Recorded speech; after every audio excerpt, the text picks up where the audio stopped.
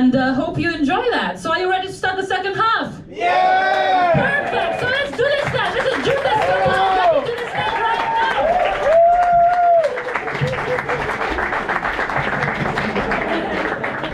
now. Yeah, give it up for Lena Strawberries. Yeah, give it up! Give it up!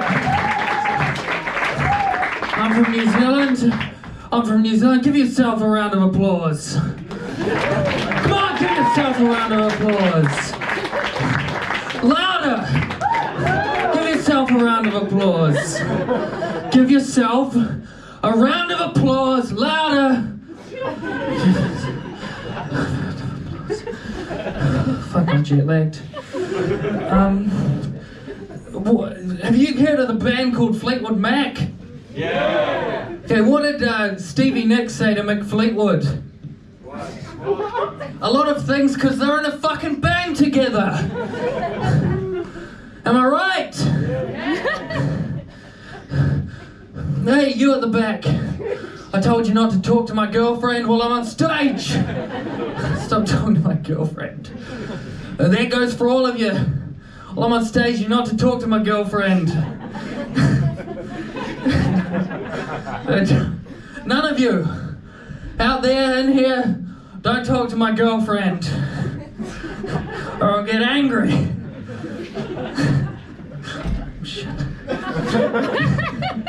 No, that's not true. No, I don't want to ruin her social life. No, you can talk to her. Just talk to her. I don't want to ruin her life. Speak to her. Speak to her now. You're way back there. It's not going to interfere with the comedy show. So, jokes? Jokes.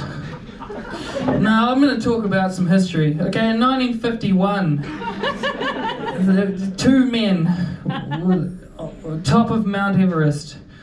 A New Zealander called, first guys to get to Mount Everest first was a New Zealander and a guy from Nepal.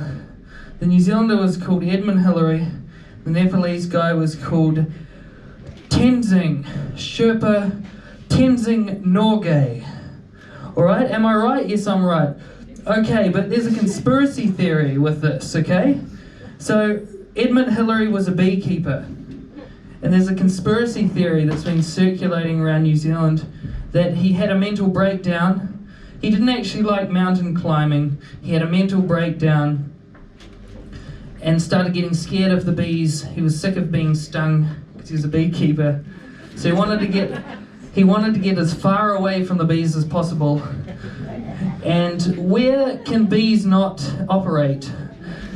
The top of the world.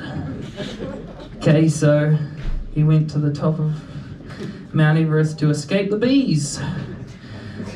And there was, my grandfather had this diary from Tenzing, and it had been ripped up because the Queen got hold of it and started, we don't want this to get out.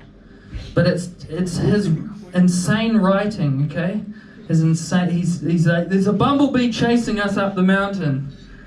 Quick, it's gonna bite your head off. We need to get up. We need to get up the mountain. But what's interesting is he became more. He knew a lot about bees, so he got more and more. So he stopped being scared of honeybees and started getting scared of bumblebees. The further up he got, because the bumblebees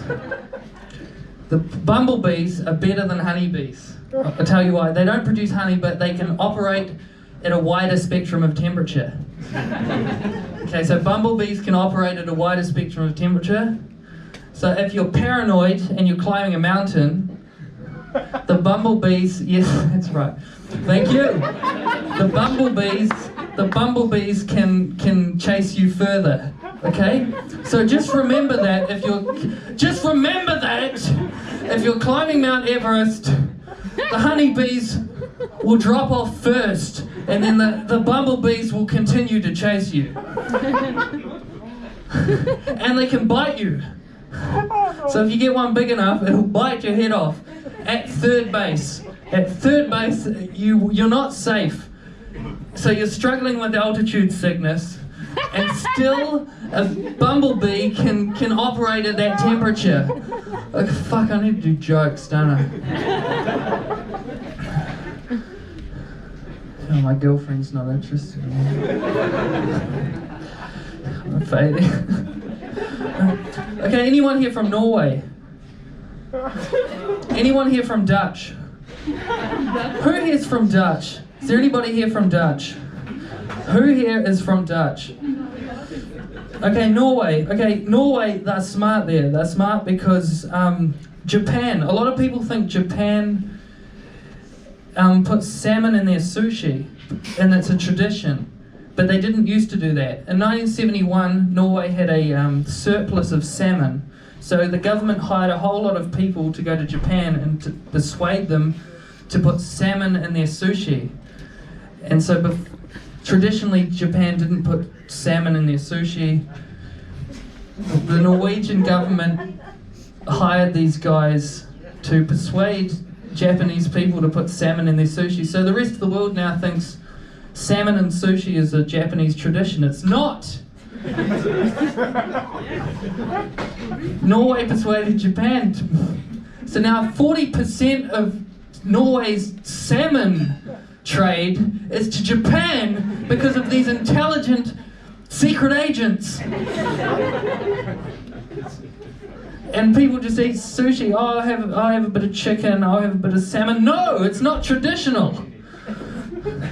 Oh, I've got not much time left. I need to do some jokes. Okay, what's your favourite colour? Oh, I've got nothing. Okay, 2 more jokes. Okay, I like Berlin because the technology works here. Like in New Zealand, we're stealing it off Australia and the internet crashes, blah, blah, blah.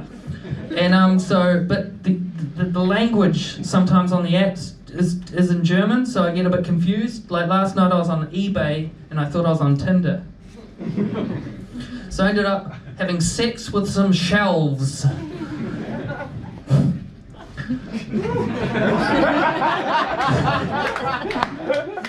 And the morning after, I was walking through Mitte and I saw Ryan Gosling. You know Ryan Gosling from the movie The Notebook? But then I realised it was just my reflection in a shop window. Am I right? Well, so remember that the first guy on Mount Everest, so 3 points to remember on this comedy set. The first guy who climbed Mount Everest was not a mountaineer, he was just scared of bees.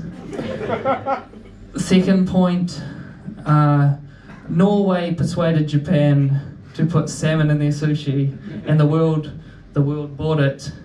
Brilliant. Third point, I look like Ryan Gosling. Am I right? Alright, so thanks for having me. I've got to save up to get home.